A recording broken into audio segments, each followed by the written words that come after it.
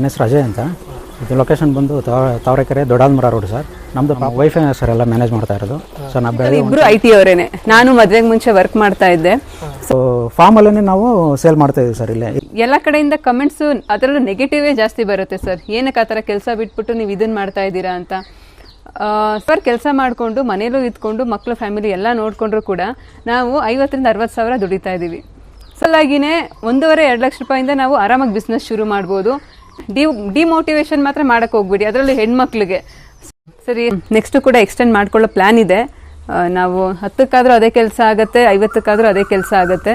So ಹಂಗಾಗಿ ನಾವು ಎಷ್ಟು ಮಾಡ್ತೀವೋ ಅಷ್ಟು ಲಾಭ ನಮಗೆ ಸಿಗುತ್ತೆ ಸರ್. ನಾವು ಬೇರೆಯವ್ರಿಗೆ ದುಡಿಯೋದಕ್ಕಿಂತ ನಮಗೆ ನಾವು ದುಡ್ಕೋತಾ ಇದ್ದೀವಿ ಅಷ್ಟೇ. ಇನ್ಸ್ಪಿರೇಷನ್ ಏನು ಅಂತ ಅಂದರೆ ಒಂದು ಫ್ಯಾಮಿಲಿ ಸಪೋರ್ಟು, ಮತ್ತು ಈ ಥರ ಸಪೋರ್ಟಿವ್ ಹಸ್ಬೆಂಡ್ ನಂಗೆ ಗೊತ್ತಿಲ್ಲ ಎಷ್ಟು ಜನಕ್ಕೆ ಇರ್ತಾರೆ ಅಂತ ಅಂದ್ಬಿಟ್ಟು. ಆನೆಸ್ಟಿ ಮತ್ತು ಹಾರ್ಡ್ ವರ್ಕ್ ಇದು ನಮ್ಮ ಕೀ ಪಾಯಿಂಟ್ಸ್ ಅಷ್ಟೇ ಸರ್.